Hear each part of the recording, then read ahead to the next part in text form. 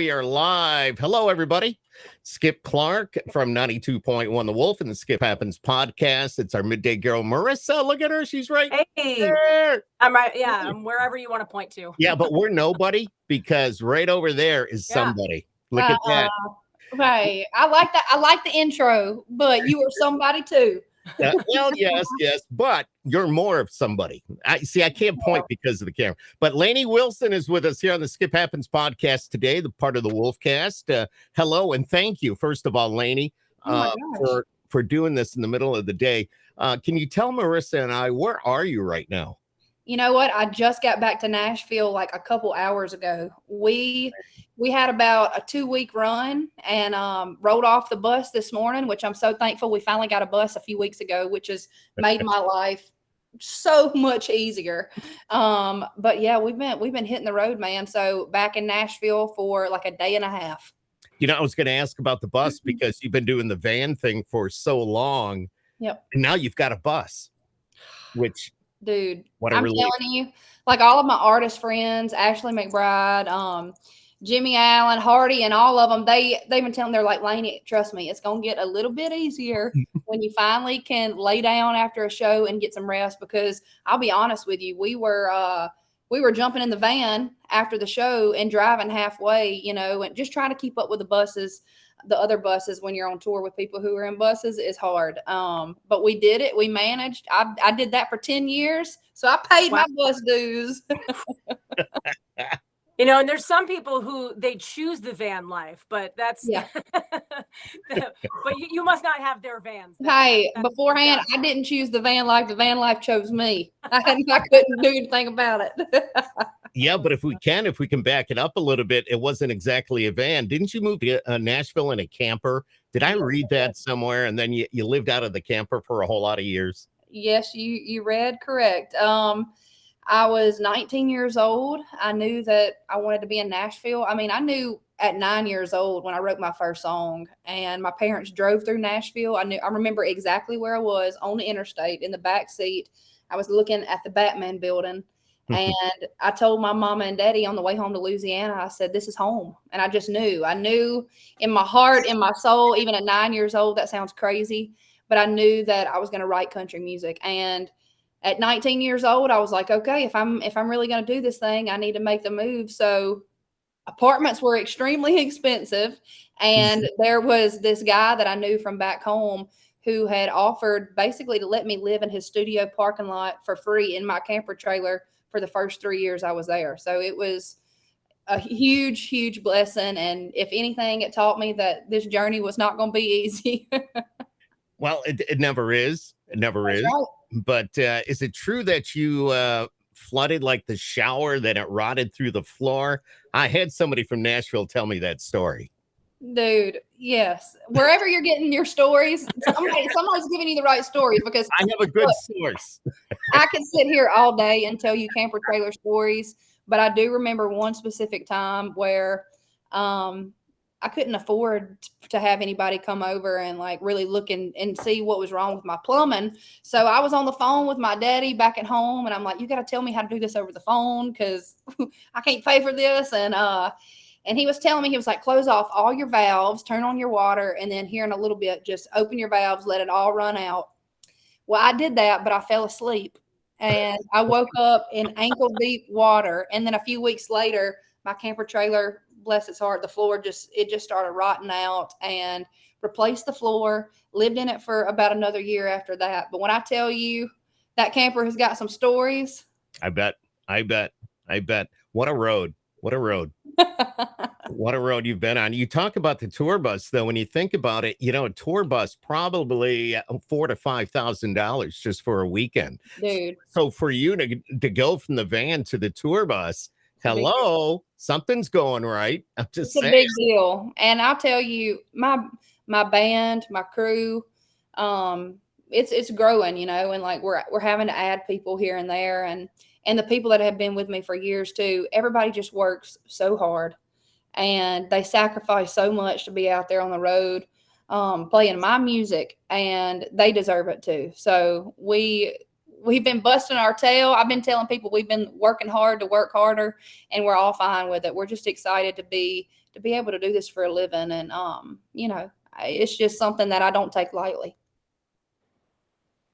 When did they finally just go, you know what, it's time, let's get her the bus? Was it after you won the ACM award, or was it before? Like, No, we won the ACM award, and they said, no, not yet. You're not there yet. Okay. I'm like, I mean, people think she's got a hit on the radio. They automatically think she's living lavish. Everybody's getting good Christmas presents. No. There's a lot of paying back. There's a lot of paying back. That's right. There's a lot of paying back, and there's a lot of, I got to take care of my people. I got to take care of my band in order for them to want to keep working hard for me. So, yes, I believe we were in, we waited about 6 months after we won the ACM awards to even bite the bullet on it. So I tried to wait as long as I could, but I got to a point where I was like, okay, we got to do it. If we're gonna, if it's like slow and steady wins the race, if we're gonna do this and be in this for the long haul, and not just completely wear ourselves out, then we need to be in a bus. Things a Man Ought to Know was written by guys, though, right? That was written by me and 2 full-grown men. There you go.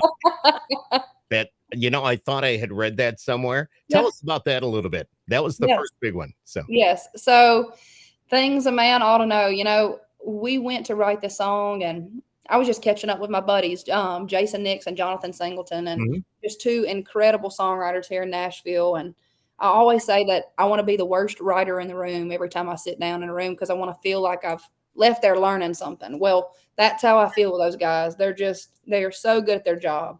So we go in to Big Machine that day. This was back in 2018. And Jason told me, he said, I've got this idea called Things a Man Ought to Know. And I said, oh Lord, we're going to be here all night. Y'all better cancel your plans. We got a lot to talk about. We really, like I said, I was writing it with 2 full-grown men. We were laughing, having so much fun talking about the things that they ought to know. Of course, put the toilet lid down, take out the trash, stuff like that. But that's not what the song is about at all. It's not about whether you can change a flat tire or start a fire or turn a wrench. It's about really the things that my parents taught me growing up. Just good character, and looking for those characteristics in other people when I'm choosing friends and relationships and people to work with. So it's not something that just a man ought to know. It's something that we all need to know. The golden rule. It ain't that hard. Something tells me, though, you just got done saying you want to leave that session every time learning something, taking something away, but you probably gave them a whole lot to think about. I think we might have. I think their wives probably really appreciated that songwriting session. I'm sure they did. Oh my God, that's so awesome. Tell us about, it's the country radio seminars when a lot of us radio people get together. We hang out in Nashville. We meet the artists like yourself. But I got a big kick out of the video. And when it came time to introduce you, did I see Tracy Lawrence wearing a pair of bell bottoms? Dude, look, I cannot believe I convinced him to wear bell bottoms. Like, somebody asked me, they were like, how in the world did you do that? The truth is, when I got ready to do the skit, which, by the way, if y'all have not seen the skit, I think it's pretty funny. I got Cole Swindell, John Party, Jimmy Allen, Hardy, and last but not least, Tracy Lawrence, to all put on a pair of bell bottoms. And to be honest, Tracy was my first call, because I was like, Tracy loves me. He would do anything for me. And if I have Tracy Lawrence in my video, I'm going to win. That's some confidence, though, to think that you're going to be able to do it. He'll do anything for me. Yes. This is something, though, that's even more than just anything. You're right. But so I went on tour with him and Justin Moore early 2020. And you know what? Those guys, they stood side stage every single night and watched my whole entire set. And I was just so blown away with the way that they treated me. And every time I would get off stage, Tracy would share some of his whiskey with me, just like hand me his whiskey glass. And they said, now, Tracy, don't do that for everybody. So really I know. Yes. So I figured asking him to do it wasn't completely far-fetched if he let me drink his whiskey. Were they your bell bottoms? They were my bell bottoms. How many? I've got to ask, how many pairs do you own? Because every time I see you, That is a good question, Skip. yeah, I know. That comes before the shoes. Bell bottoms, how many pairs do you own? It's embarrassing. Like I don't even know. I started wearing bell bottoms every single day, probably about golly, 6 years ago now. But when I was little, I was obsessed with bell bottoms. Like I had this one pair of leopard print blue bell bottoms that my mama bought me for Christmas. And at one point she was like, okay, Lainey, you got to take them off. We got to wash them. But I've always just loved that kind of stuff. And I love anything throwback, anything that tells a good story. I mean, like here in my house, I've got my mama's china cabinet, my daddy's rodeo chaps. And Oh, cool. I love anything like that. So I think that's why I'm so obsessed with them. How close, you're talking about your house, but how close are you actually to Nashville itself? If you were to drive into town, how long would it take you? Oh, not far from me. I'm just a little on the outskirts of town. I will tell you, dude, this everybody's wanting to live in Nashville all of a sudden. So you used to get, if you were 10 miles away, you could get there in 10 minutes. Not anymore. No, right. Not anymore. Yep. And how did you used to say, I used to say it Demonboro Street, but it's Demumbrian. I knew I'd mess that up. Yes, likes to say Demon Brewing too. Yeah, Demon Brewing. Go down to that Demon Brewing exit, get off, take a right, go down the hill, you'll be in town. But, yeah. Hey, Heart Like a Truck. Man, I'll tell you, Lainey, that song is on fire. Marissa and I playing that every day, and the response that we get is just phenomenal. Tell us about that a little bit. My gosh, well, thank you for that surprise. Because you put things out there and you hope people are connecting, and that's a songwriter's dream. I was a songwriter before I was an artist. And so that means a lot to me that you said that. Heart Like a Truck. It was a song written in the middle of the pandemic with two of my great friends, Dallas Wilson and Tranny Anderson. And we started kind of writing this upbeat song called Heart Like a Truck. It was around that idea. And I stopped in the middle of the session and I said, y'all, are we being honest with ourselves? Are we we're in the middle of a pandemic right now. Let's just be completely raw and honest with ourselves and everybody else too, because I promise you, we've all been there. So we ended up taking it a little more of a vulnerable route, which I'm glad we did. But it's a song about finding freedom and strength. It's about not being afraid or ashamed of the scratches and the dents and the bumps along the way, because at the end of the day, that's what makes you you, and that's what builds character, and that's what gives you a story to tell. So I'm so glad that people are connecting to it. It's a special song to me. It's highly relatable. I think anybody's gone through those trials and tribulations, and it's like we all have our own path. We all have our own scars that we wear, and that's right. We all hopefully at the end of the day will have that heart like a truck. That's it. And this song hopefully reminds people too, when they feel like they don't, that deep down in there they do. It's a little bit about where you've been, but more importantly, it's about where you're going and where you're headed and what it looks like on the other side. And it's about pulling your bootstraps up and going with the flow. So I have to ask, I see you waving your hands around. Put your hands up for a minute like that. The size of the ring that you have on that hand. Oh my Lord. So is that turquoise? Oh yeah. I finally got me some that don't turn my finger green. I got a bus. I got rings that don't turn my finger green. The money's rolling in now. Yeah. So watch out. All right. Also, don't mess with her in a dark alley. Yes. No, that would hurt. Yes. Don't mess with me. Yeah, you get hit in the right spot with those, man. You're done. You're done. So I have to ask, and you don't have to answer this if you don't want to, but you're off and running. I got rising star on there, but in our eyes, you are a star. You are doing the right thing. What was your big major purchase when you finally said, I can go buy what I want? You know what? What? I have not made a big purchase yet. Good for you. And that's so funny because you're the second person that's asked me that lately. And I got to thinking about it. And I'm like, last year I slept in my bed here in Nashville a total of 20 nights. Oh my God. And this year it's going to be even less. So I'm just like, you know what? Like, I think I get it from my daddy too. I'm a little bit of a tightwad, but I can't wait to be able to do something really for my family. Like my family, they helped me buy my camper trailer. Mhm. They helped me when times were tough. Because you can't move to Nashville and do this without somebody's help or guidance or prayers, all of it. But yeah, I'm ready to be able to maybe buy my daddy a tractor or do Aw. something like that. Be So, awesome. yeah, It's gonna maybe be we'll see. We'll see. But you see, every once in a while, Skip, there's somebody where they don't change. Like the Right. money starts rolling in and they don't change. Like I have a feeling Lainey's that girl. She's never gonna forget living in that that Absolutely. trailer. I mean, I might shouldn't be even sharing this right now, but right Please now, bring it. I just sold my truck and I'm driving around this car. The sunroof is leaking, and I'm talking about it smells like mildew, and I'm just like, we're gonna drive it till the wheels run off. You She go. feels I right love back it. at home. She feels right back at home. Yes. Oh my God, I love it. I love it. Absolutely. What kind of truck did you have, Lainey? I had an F-250. Wow. Yeah. Was it a dually or no?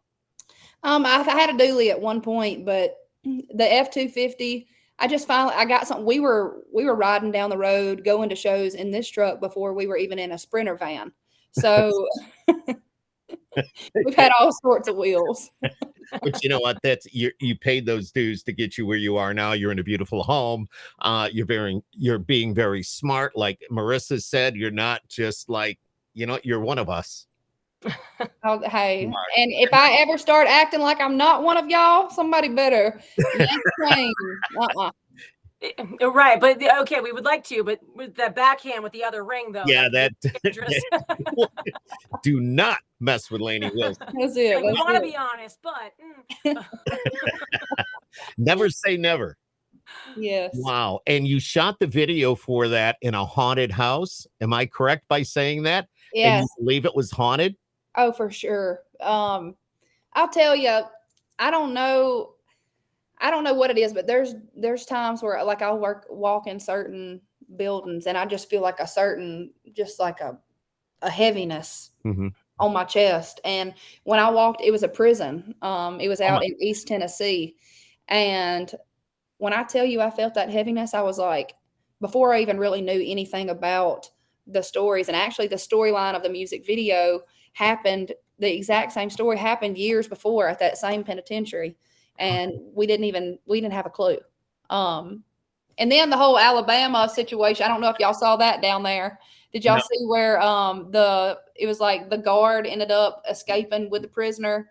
This was Oh, like yes. oh yeah. Yeah.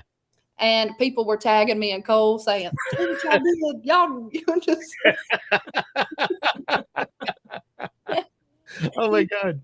So do you think it was really haunted? I mean, and was it frightening doing the video there? It was interesting. It was a little scary. I'm not going to even lie. Like I walked to Okay. one end of the building, they were like, walk down there and it'll like pop up like this little video and you'll watch like this prisoner basically telling his story and encourage and basically kids who like come by and tour the place like to not do what he did. And it was creepy, but I'll tell you what, I love like just stepping outside of my comfort zone and that's what that was. And I think the video just turned out so cool. And I don't know if it would have turned out as cool had it Right. not felt a little creepy. Right. Well, I heard that story and then I had to go back and watch the video again. And I Yeah. went, yeah. And I Yeah. watched it again. Yeah. Then I watched it again. Yeah. So it was crazy. It was Creepy. crazy. Creepy. Hey, I have to ask you because you are now a big part of one of my favorite shows. We binge watched, my wife and I Uh-huh. know Marissa has talked about it a little bit. I know we sat down, we watched every single episode of Yellowstone. Cannot wait for season 5. Then I want to say, I don't know, a few weeks ago, or maybe a month ago now, I get this email saying that Lainey was cast as a character in Yellowstone season 5. Can you tell us a little bit about that? Yes. And every time somebody says it, I'm like reminded and I'm like, what in the world? Because it is such a cool show and it's just they've been so good to me. So Taylor Sheridan, the writer and producer of the show, they put 3 of my songs in the show so far, and it's really just kind of introduced my music to a lot of folks. And he called me back in February, which we've kind of kept in contact since 2018 when he put my first song in there. And he called me in February and said, "What would you say if I created a character specifically for you?"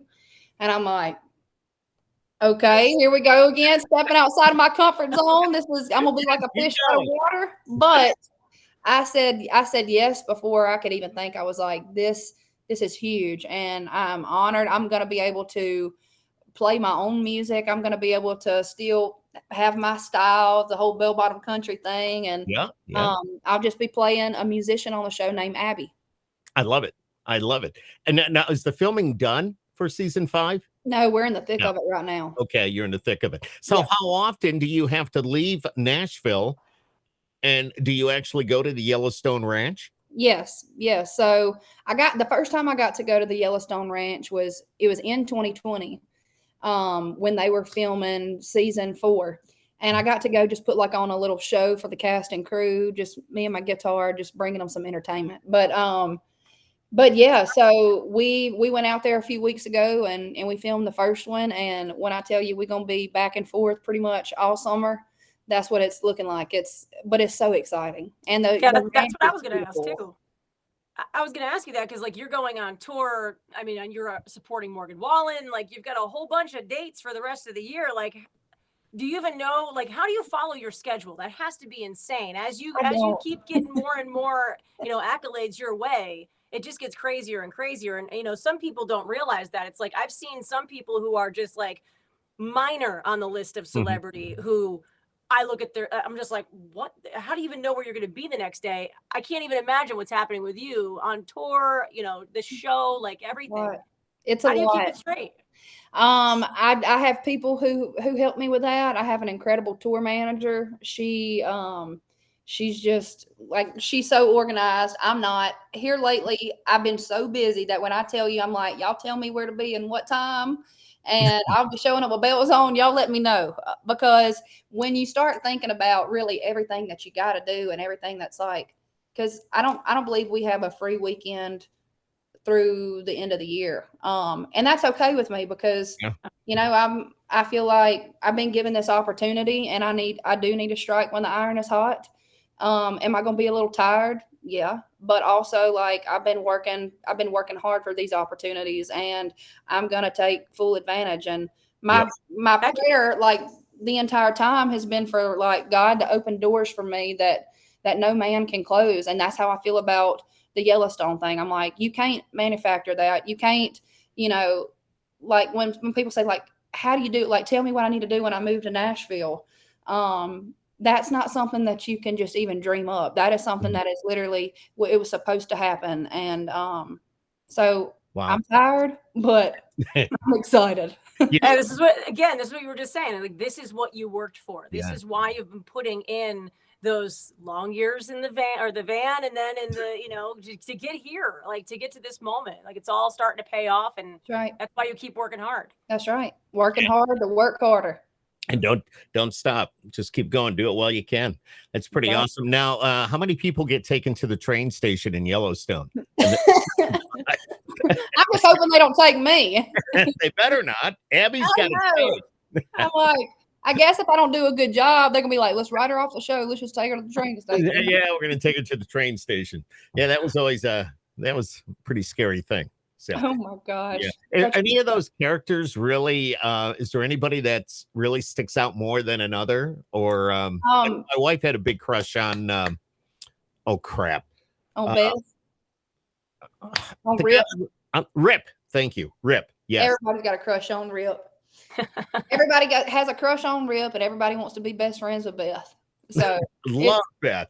Yes, and I've gotten to spend some time with Beth or Kelly. And, she's just top notch human.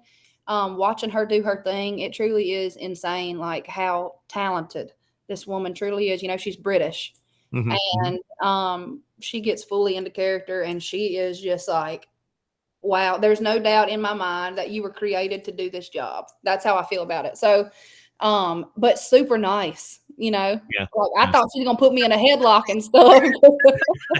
The only filter that Beth has is for water, and she has no reservations. So I'm just saying. You are right about that, dude. That's the way she is. And Marissa, you'll see that when you catch up on the show. It's pretty awesome. The pandemic, Lainey, how did that affect you? I know I ask every artist this, but it's probably pretty much the same for everybody. But then again, there's been some positives. How did you handle it? I'll tell you, there's been positive and negative for me too. The negative was I feed off of people. Yeah. Yeah. I feel like the thing that keeps me going is this thing called, I guess you would call it like an energy exchange. Like I feed off of playing music for people, and they maybe get energy from that, and I pick up their energy. And so those are the things that just like keep me going, making me feel like I'm making a difference. And without that, I didn't have my therapy. You know, that was something that I never even imagined would be taken away, you know. And so I'll be honest, I took it for granted. And so now that we're back at it, it just feels, I'm like, I don't know what I'd do without this. Like, right. I just do not know. Also the negative and positive all at the same time. That sounds weird, but was the whole TikTok thing. When I tell you, I was like trying to just do anything that I possibly could to stay in the game, or just, I was like, what can I do to, you know, cover some ground without actually going anywhere? And it was social media. So I enjoy social media most of the time, but also that's a full-time job. So I was posting 4 TikToks a day. I was just like, no, we're going to keep the ball rolling. This pandemic ain't going to come in and take away everything that we worked for. So I did get to write 300 plus songs. So I'm ready for the next several records. Put them all in the bank. That's it. To say the least. Jeez. Yeah. So a lot of good things and some hard times too. But I'll tell you, I will say I learned a lot about myself, and I feel like I grew as a songwriter, as a singer, but also as a person, and I'm okay with that. Did you do a lot of Zoom writes? I did a lot of Zoom writes. Yes, I did. And how is that compared to being in the room with other people? It's different. It still gets the job done, but I will tell you, a lot of the songs that I'm going to end up cutting, or the ones that I'm going to put on my record, are songs that I didn't write on Zoom, just because, for me at least, I think some people got away with it and still, you know, somehow got that connection that they needed. I'm over here like looking out the window, watching squirrels run around, and I'm like, squirrel, you know. So it was different for me. I feel like I need to be in the room with somebody. Yeah. I think it's cool to get on a Zoom and talk about maybe ideas and get something started. But in order for me to like really feel which way the song is going or which way it needs to go, I need to be in a room with somebody. I think the body language, maybe. I know Marissa, she loves to write, and she has a guitar there, and I'm going to ask Marissa to sing for us now. No, no. But leave that to Lainey. Skip. I think that it's the body language of who you're sitting with and stuff. You can feel it in the air, and I think that's just adds to the creativity of what you're trying to do. I agree 190%. So we, you know, we started, I guess I did it for about 8 months. We wrote on Zoom, and then finally started, you know, kind of had a certain bubble of people that we would write with, because we were still trying to be extremely careful. But you could definitely tell that, at least for me, the songs were getting better when I was able to be in the room. Well, you know, it sounds like you got a lot to come out. You people like you make our job so easy, because you're putting out the great music. You know, it's always good to hear positive things. One thing I do want to ask you, so as you were like getting to where you are today, I mean, what's the worst job you ever worked? What, besides doing a songwriter or as an artist, but were you delivering groceries? Were you? What's the worst job?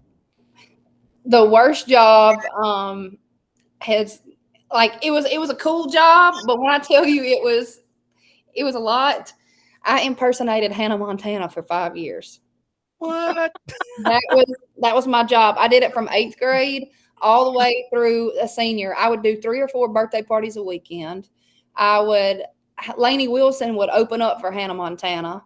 It was like I'd be playing a 3-year-old's birthday party one day, and I'd be playing a nursing home the next. So I learned a lot. I learned how to adjust to my crowds, like how you need to act in front of a 3-year-old is not how you need to act in front of a 90-year-old. And yeah, a little bit of a difference. But yeah, so I don't know.